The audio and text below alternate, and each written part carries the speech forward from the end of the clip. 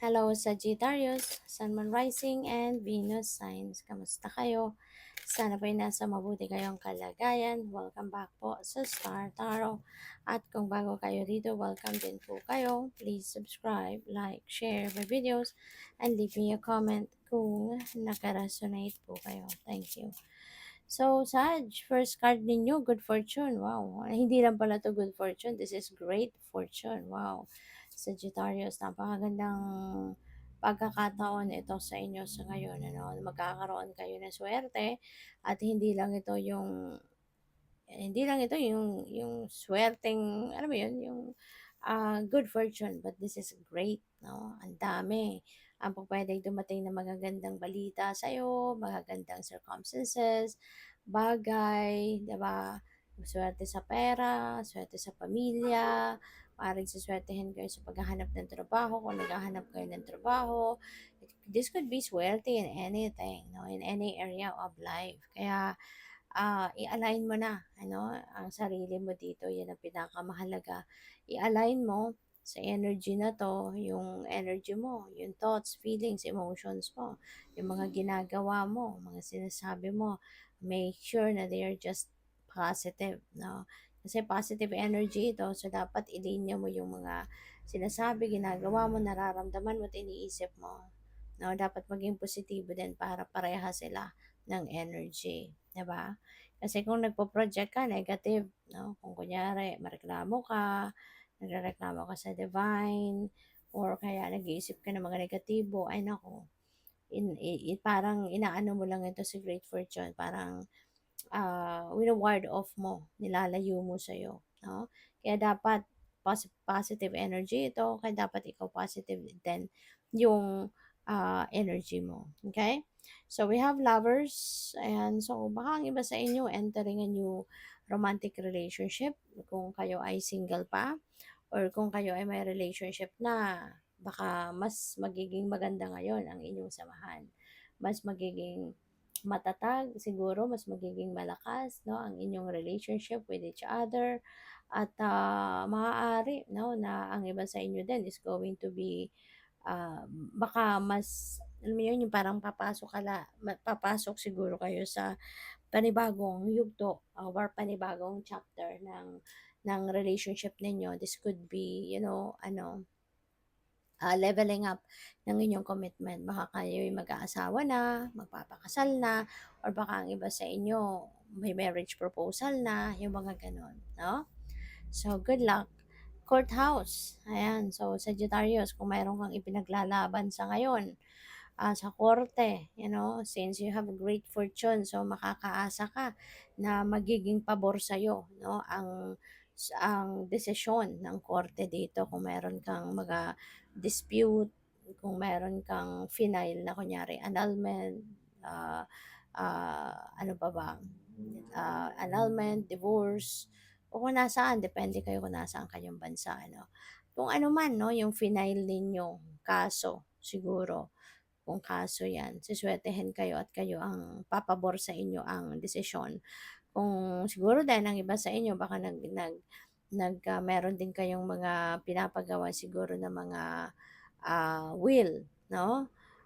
Pupuwede rin na 'yan ang pinagkakaabalahan ninyo sa ngayon. Or since we also have the lovers energy, baka may civil wedding, no? Baka meron ng magpapakasal dito at sa ano kayo magpapakasal? Civil, no? Civil wedding. So, by the way, maraming salamat, no, for subscribing. And if you haven't subscribed yet, subscribe na kayo. And also, maraming salamat din for not skipping the ads. Malaking bagay po yan sa akin. And also, please click the join button sa baba ng video kung gusto po ninyo na mag-join kayo sa membership. Okay? Salamat po. So, we have the moon energy. Yan, Sagittarius. Most likely, ang iba sa inyo rito, is baka meron kayong mga napapanaginipan lately. At ang mga panaginip na yan, those are guidance sa'yo from the divine. Kaya kung naaalala nyo pa kung ano ang mga elemento na nakita ninyo sa inyong panaginip, naalala nyo pa pagising ninyo, make sure, no, na sulat ninyo yan sa papel or i-save ninyo sa i-type ninyo sa inyong cellphone, save ninyo yan para kapag may time na kayo, i-search ninyo, i-Google ninyo, no? Tignan ninyo kung ano yung mga dream meaning ng mga elements na yan na nakita ninyo sa inyong panaginip. Kasi kung ano man ang mababasa ninyo yan, that could be the message ng universe para sa'yo. Okay? So, and also, sa ngayon, kailangan mo na maging ano ka, maging mapagmatyag ka, maging keen observer ka kasi you may be surrounded also with deceptive energy. No, maaring may mga tao dito na mga manloloko, mandarambong, mga sinungaling, mga taong alam mo yun, nagpe-pretend to be good, to be sincere, to be honest with you, pero nako, pag talikod mo pala, 'di ba, doon mo malalaman na ito pala yung mga manlolokong big time, 'di ba? Kaya maging maingat kayo. Kaya huwag kayong masyadong mapagtiwala, no? Lalo-lalo na doon sa mga tao na hindi mo naman masyadong kilala. Kasi hindi lahat ng nakikita mo sa kanila, yun na yun. No? Hindi lahat ng kasi nga 'di ba, kahit yung mga taong nakangiti sa'yo, hindi lahat ng nakangiti sa'yo honest sa'yo, 'di ba? Hindi lahat ng nakangiti sa'yo, mayroong magandang intention sa'yo. Kaya mag-iingat kayo, okay? Do not trust 100% agad-agad sa mga tao. So we have the Emperor energy. So Emperor is about stability, this is about authority. So siguro ang iba sa inyo rito, baka stable na kayo sa trabaho, stable na kayo sa stable na kayo sa career ninyo, sa business ninyo, maybe ganun. Or pwede rin na ang iba sa inyo rito may promotion, no? Baka makukuha na ninyo yung promotion na hinahan ninyo, promotion na in-applyan ninyo, yung gano'n, no? And you will be in a leadership role, no? Or yun nga, mapupunta na kayo sa position of authority. Kaya, congratulations sa inyo. And no, with that siguro, 'di ba? Yun na ang magiging ano ninyo, yun na yung magiging simula na ng inyong pagyaman or pagpapayaman. Kasi pag ma-promote kayo, mas mataas na posisyon, mas maraming responsibility, mas marami din ang bayad sa iyo, 'di ba? Kaya this could be the start, no, of you saving money or establishing your financial future.